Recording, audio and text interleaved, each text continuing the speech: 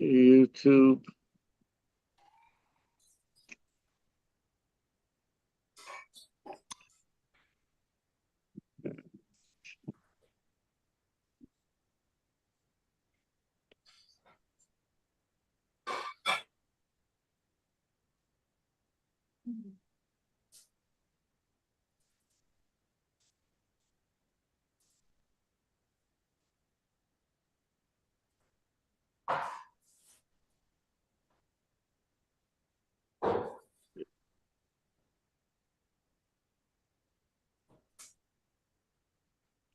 Sorry, technical. Okay. Not, it's not that. And Nathaniel over there in the farther west. We're doing quite a strong is a good metaphor to describe it, because Rav Kook is really here talking about the holiness of strength and the holiness of power, and which is a little bit of a taboo topic, because power is probably the most impure thing. It certainly lets people do the most impure, evil things. And so, but the holy side of power is what Israel's about. And the Torah says that, and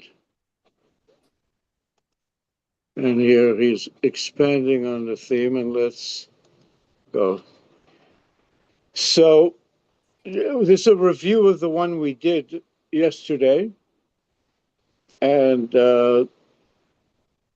it's where Israel is among the nations in terms of our physical strength.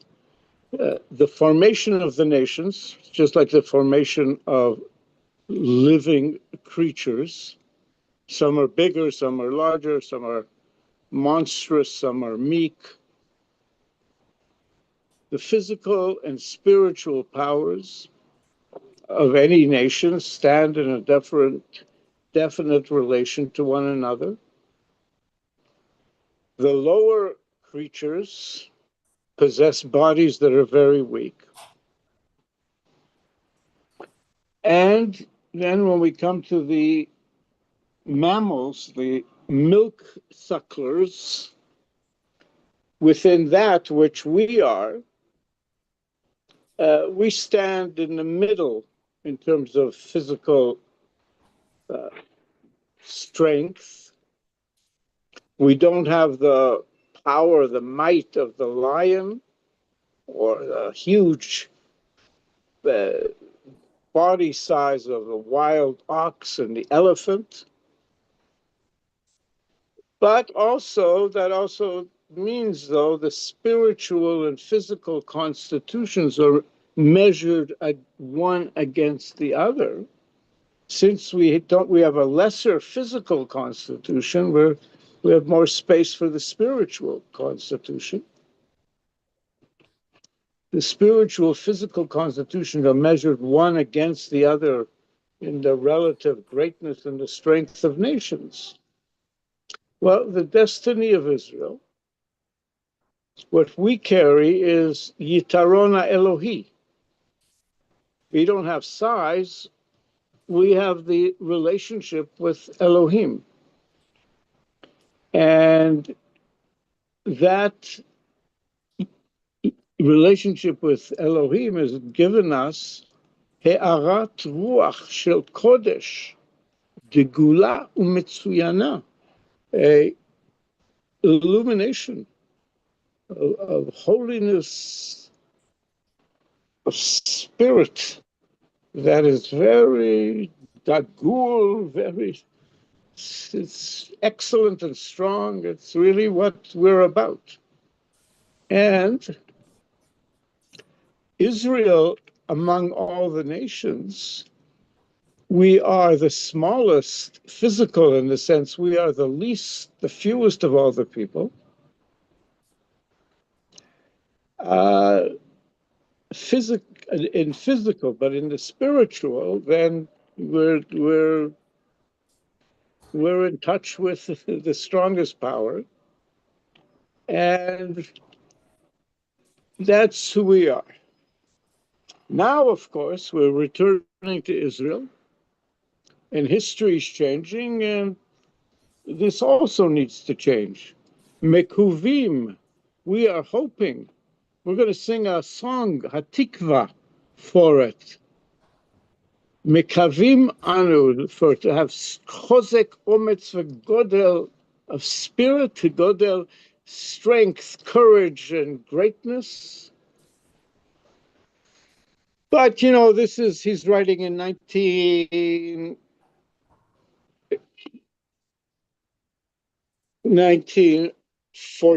1915.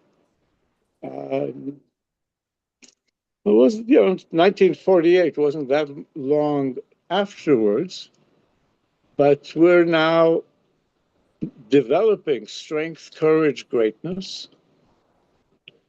And the level, the very holy level, שהאומץ הגופני יתברך ממעיין הרוח, in which our physical strength and courage and ometz it's a guts, is blessed from the well springs of spirit.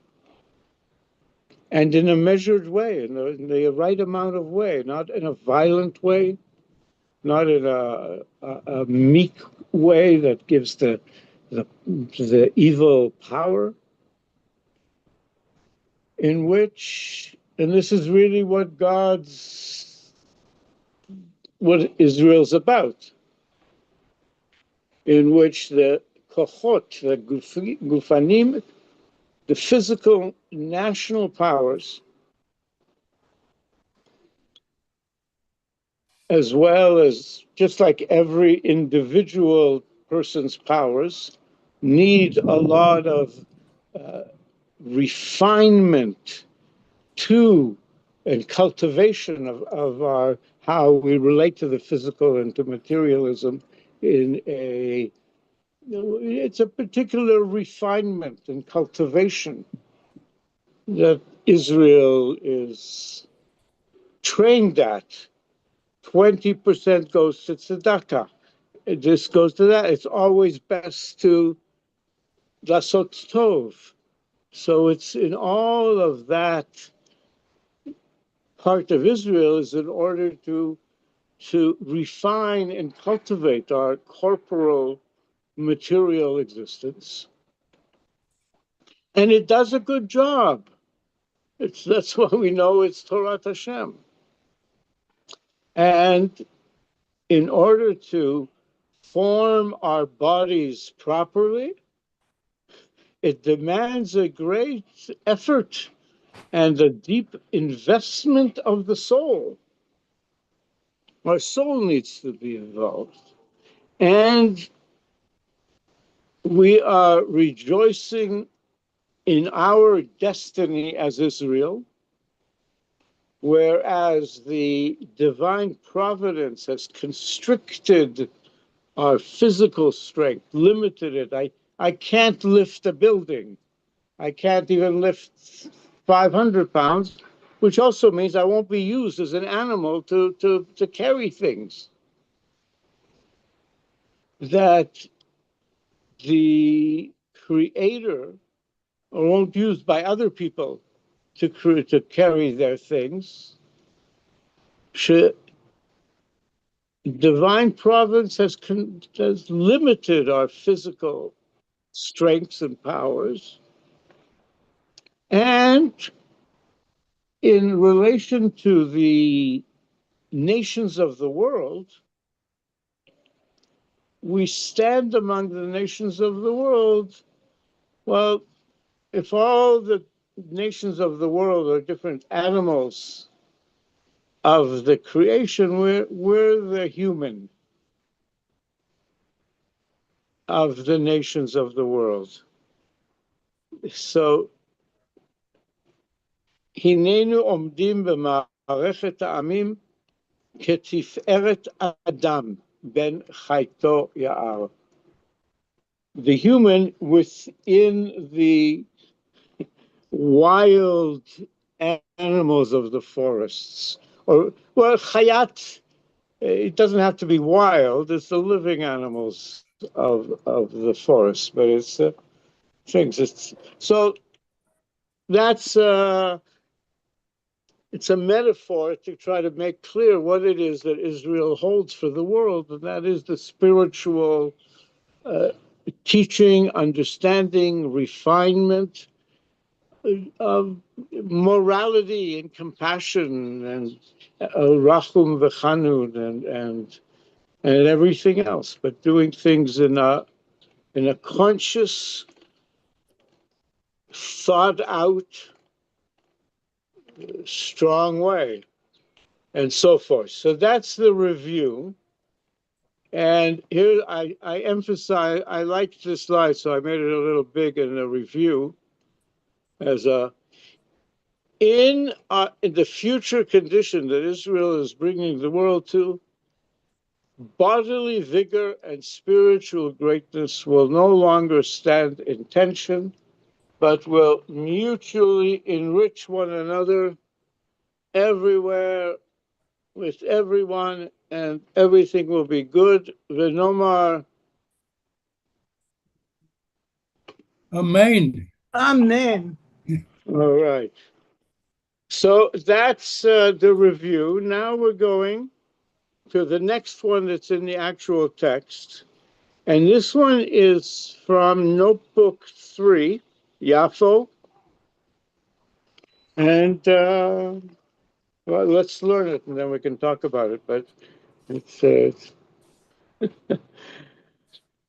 we're blessed to have Torah visionary of such vision. Kmo dor shalem. Just like an entire generation, Cain Adam Yechidi, so too an individual person, Yimtza Atzmo Lefamim, they'll find themselves sometimes Lu'a Leut Gufanit. Yeah, Lo'a Leut Gufanit. Just like an entire generation, so too an individual person will sometimes find themselves weary, tired, with physical exhaustion. Umimena bahu leut ruchanit. And from this physical exhaustion, he comes to spiritual weariness, which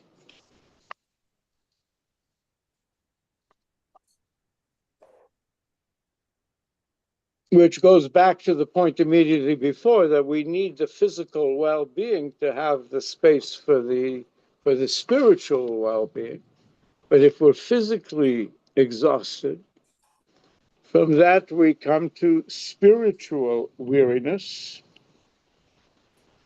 And if the person, im ruchanihu betiv'o v'ma'amado, and if this person is by nature and is by his station where he was in life, if this is a spiritual person by nature and status, yachshov lemalot et achisaron aruchani, they will think that they need to fill their spiritual lacking shelo al yedei hosafa ruchanit, by adding spiritual, by a spiritual deficiency, by adding more spirituality. I need to daven more. I need to learn more. I need to that. And what Rav Kook says, what he needs to do is rest more, is take care of his physical exhaustion and strengthen himself so he has the strength for what he needs.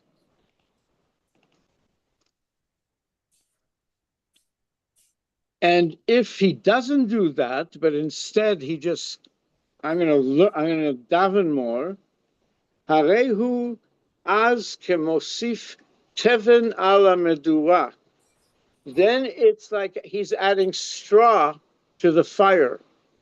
He's just making himself more and more spiritually weary, burning up his soul. And then haleuta ruchanit, the spiritual weariness, vekol meokshea hanigrarim ima, and all the distortions, the mokesh with a vav is like the obstacles, leuta ruchanit, and all the distortions that go along with it.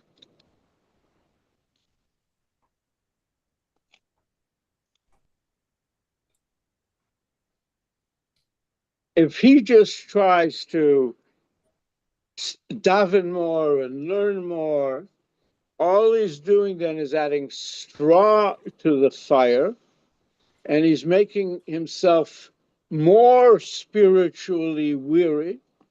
And together with that, there's all sorts of distortions, spiritual distortions, distortions about God, about life, that are dragged along with it. That whole problem, lo ta'avor ki im al yedei menucha gufanit haguna. That problem will only pass, you'll only heal from it through proper physical rest. Menucha gufanit haguna. Rav Kook as a training coach. I mean, this is really, a whole culture, at least in rich countries, is developed around this. But it's very true. And when that you have proper physical rest, הגוררת אחריה תוספת כוח גופני. It brings with it, it drags in its wake, but here it brings in its wake an increase, תוספת, of physical strength, physical power, שרק אחרי ההוספה ההגונה הגופנית, that only after this proper physical bodily replenishment, then יחל כוח הרוחני, will begin the spiritual power להתנוצץ במלוא אורו, sparkle forth in its full light. ועשר ידות ימצא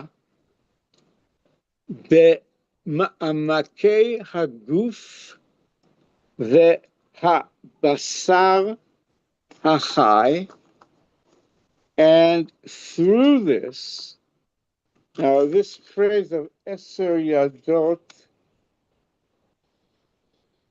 עשרה חלקים,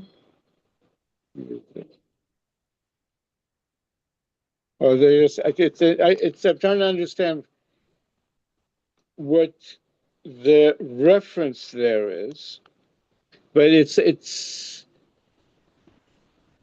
something to do with the multiplicities of 10, that the physical, 10 fingers, 10 toes, we're in this tenfold experience that our body also reflects.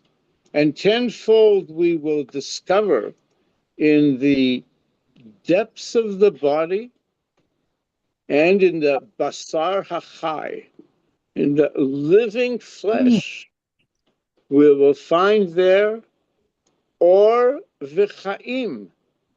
We'll find more light in the physical thing here than in all the spiritual realms. Tenfold, we will discover in the very depths of our bodies and our living beings, our speaking, eating, drinking flesh, or v'chaim, light and life, musar v'kedusha, ethics and holiness, metzu madim samud, joined together in gvura, with strength, power, anava,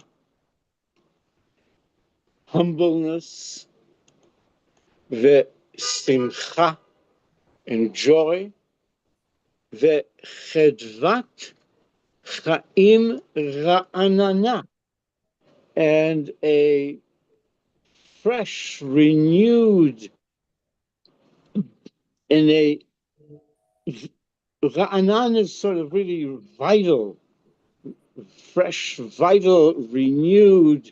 And I'm saying the word renewed because it sounds the same, but it has some aspect of the same meaning. But the light and the life and the morality and the holiness will be bonded together as one. Samud is they're really with each other. Strength, humility, fresh delight of life, v'tohar lev, and purity of heart, mle'ah ahava, that is filled with love, v'hakarat erech hamitzvah, and the recognition of the value and the importance, the significance of the mitzvah that we are all a part of, v'hachovah,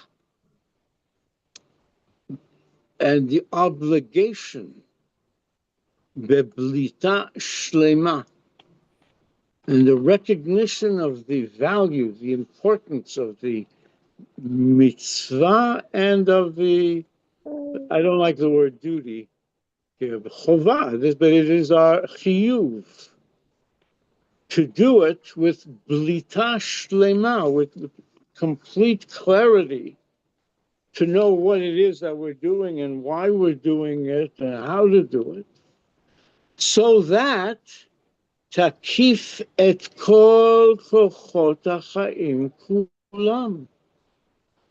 Our complete clarity and in that way self-control, self-directiveness will include all the powers of life. We'll be able to use all the strengths for the ideal. Hagashmiim ve'aruchaniim, the material and the spiritual. It's not enough if it's just the spiritual. It's only meanings. It's only significant if it is the physical. If it's just a theory, but it is about bringing it into the physical world. And that's why Israel is such an example of the physical world infused with the spirit of Israel.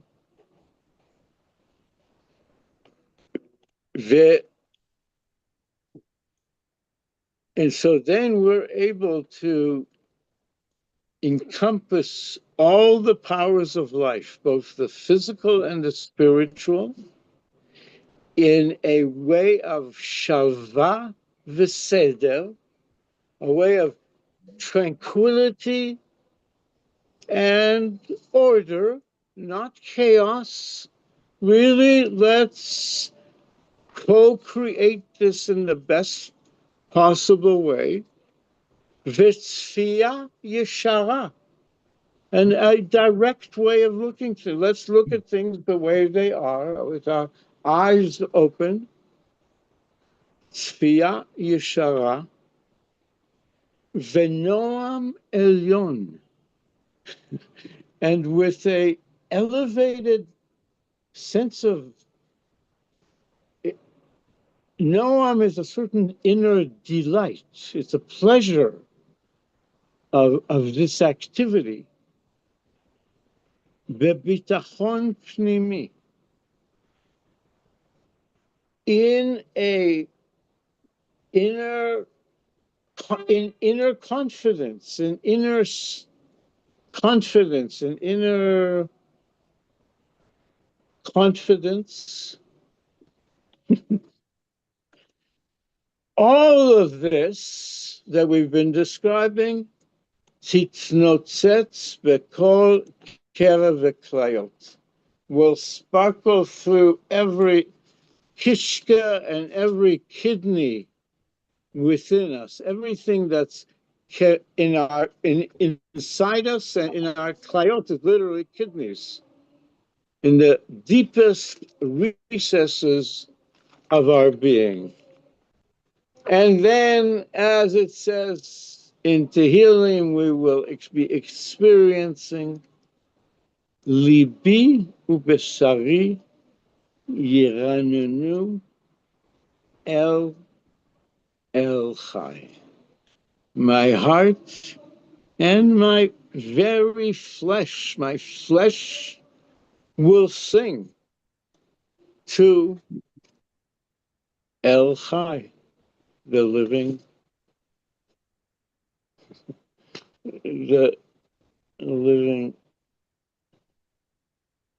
Elohim. So I guess let's just read the review, and then we're going to say something about it too. But he's really describing a very highly realized, what it takes to experience the highest realization. The overall meaning, he's diagnosing a common mistake among deeply spiritual people. When their body becomes exhausted, their spirit inevitably grows weary. Mistaking the symptom for a purely spiritual problem, they try to cure it, adding more study, prayer, contemplation, which only aggravates the condition. The true remedy is the humble recognition that the body itself requires rest and renewal.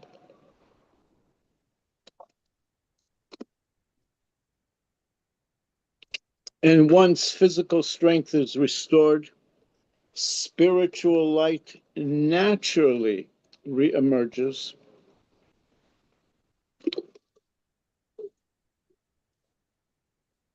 revealing that the deepest sources of holiness, morality, joy, courage, love, and trust are not found in spite of the body, but the deepest sources of holiness, morality, joy, courage, love, and trust are found within the depths of the living body itself.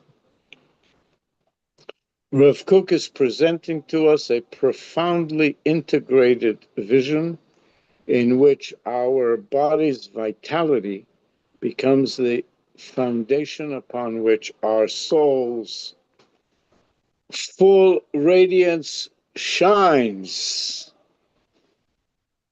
So may we experience this level of integration and understand,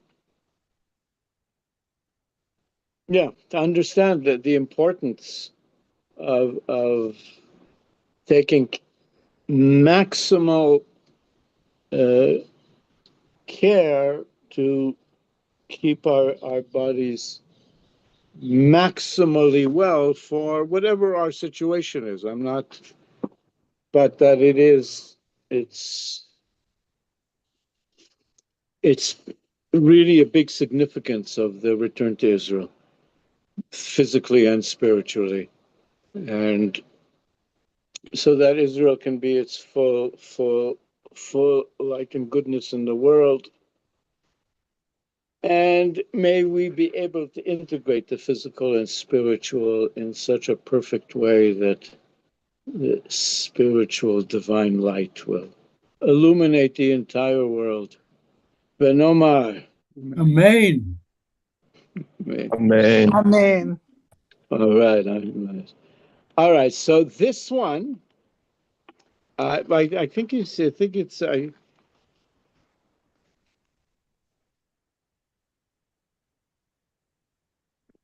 It's actually quite similar to the one we just did, but since the machine allowed me to find it and be able to present it, let's see if there's another, what else he's adding to this, or if there's something or so on. But again, you have to understand that this is the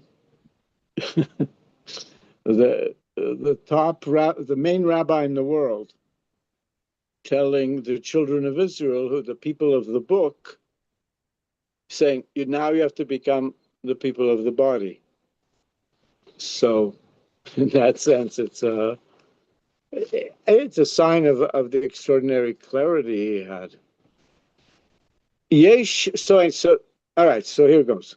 Yesh, and by the location of this, I think it's before 1910. It would be 1905 to 1910, I think, these series of notebooks.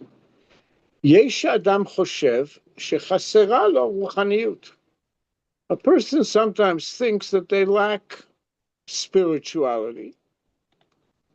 והוא משתדל להשלים את חסרונו, so he strives to make up his deficiency and by adding spirituality. והוא נופל על ידי זה בחסרונות יותר גדולים. But if he does this, he falls into even greater חסרונות, lackings, deficiencies. If he thinks he's lacking spirituality, and so he's just trying to add more spirituality, he's actually creating greater deficiencies. מפני שבאמת חסרה לו גשמיות. Because the reality is, what he's lacking is the physicality, the materiality, the healthy the health. He's only in the spirit. And if he goes more into only the spirit, he gets into more not out of balance, because in truth what he's lacking is gashmiut, shetzarich lahashlima, which needs to be completed. It has its own call and drive and everything. Ve'az memela, and if this physical is completed, is brought to its wholeness, az memela tishtalem gamken ruchaniyut, then automatically the spiritual will also come to its wholeness. This is what's required for the spiritual to become shalem, is also for the gashmi to be shalem. And this is a prince. So basically the person feels unsettled or because they're lacking in physicality, so they try to make up for that by getting, adding more spirituality, but they have an unsettled spirit. Reading more books. Yeah. Makes sense. And Gashmiut is the root of it is connected to Geshem, and you can't have life without rain. You've got to have the Gashmiut. Of course. Otherwise, there's no spirituality. Of course. Yeah, because also the two things feed off each other or enhance each other. So you don't have very much big time. Body and soul. And then when we fill the physical lacking, which needs to be completed, and then our spirituality will become complete. And this principle is true for an individual, for the collective. Kelomar be'uma kulo, that is to say, for the entire nation. The same thing is true for the entire nation. The entire nation of Israel is now in that stage that, well, if Kook is extending the psychological observation into a philosophy of Jewish national revival. A nation may mistakenly seek only spiritual renewal, when what it also requires is the restoration of healthy material existence, land, labor, agriculture, physical strength, national institutions. It's all, we're the farmers of the land, so to speak, and this is all. So here's a literal translation. Sometimes a person thinks that they lack spirituality and they strive to make up for that deficiency by spirituality. By doing so, the person falls into even greater deficiencies, because in truth, what they're lacking is physicality. And this is what must be restored, is the physicality, the physical strength. And then naturally, their spirituality as well will become whole. And this collective, this principle, applies both to the individual and to the collective and to the entire nation of Israel. And the return to Israel, of course, is exactly the fusing of the spirit that was refined in exile, and now bringing it into maximum physical strength, because Amalek is very upset at the way the story is turning out and has a lot of desire to terrorize us and sabotage us and all the other words we use. But this is the story that we're in, and we're very blessed that Yud Ke Vav Ke Elohim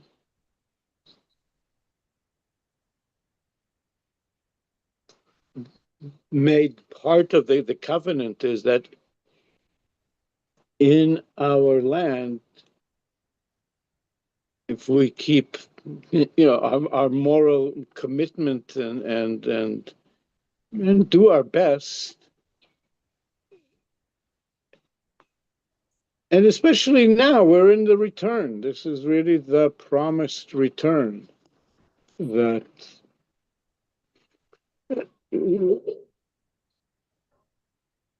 And it's quite a ride. We see it's a very intense ride if we think of what's happened in the last, well, let's say, since 1930 or whatever it is. But it's as Israel regathers its physical powers, God is gathering our spirit. God is with us in gathering our spiritual powers, and we really fulfill the mitzvah of wiping the memory of Amalek from under the heavens and be able to really cultivate a world of well-being for everyone. B'meira b'yameinu v'nomar. Amen. Amen.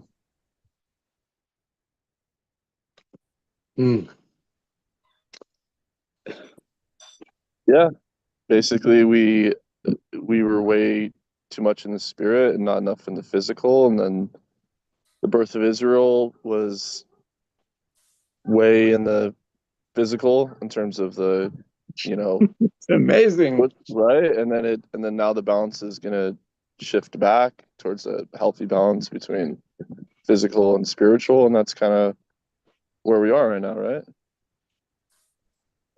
Yes, where we can be, but because reading the descriptions from the in Ben Gurion's descriptions of what they had in 1945 and 46 as they were gearing up for the wars, for the 48 war, and it's insane Yeah. how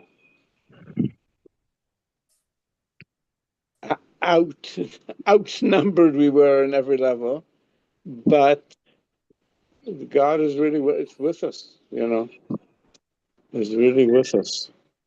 Like, I'm going to open the front door just so it's open in case anybody comes, and I'll come back late. So Malcolm, you planning to go to Israel soon? You're on mute. Yeah, Bezat Hashem in the next few months. God Next few willing. months. Nice. Now, Yeah. is your name Nathaniel or Nathaniel? Nathaniel. Because No, it's I'm spelled saying it. there with Now an I'm saying I-E-L. it wrong. Nathaniel. Like Right. it's yeah. It's Nathaniel. Right, in English you say Nathaniel, but Yeah, but my Hebrew name's the same as my English name. beautiful name. Thank you. Yeah, we got David, Elias, Nathaniel, and then my dad got to name my sister, so her name's Adrian, which is not a Hebrew name. Where are you now? I live in like this little town. It's the name of the town is kind of funny. It's called Hercules.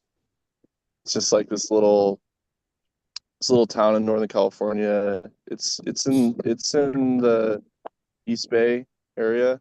Uh-huh. So it's like You sort of near Marin 20 County? minutes. I grew up in Marin County. Right. Right, but it's like 20, I don't know, it's 20-30 minutes north of like Oakland and Berkeley kind of. Are you near the ocean? Yeah, well, I'm near the bay, Uh-huh. but yeah, I'm near the ocean, yeah. Lovely. Beautiful there. Yeah, it's a beautiful area. Russian River? The Russian River is about an hour north of me. Okay. That's near Mendocino, right? Yeah, Yeah. yeah. I lived in Mendocino for a while. Where did you live? On the beach. I was a hippie.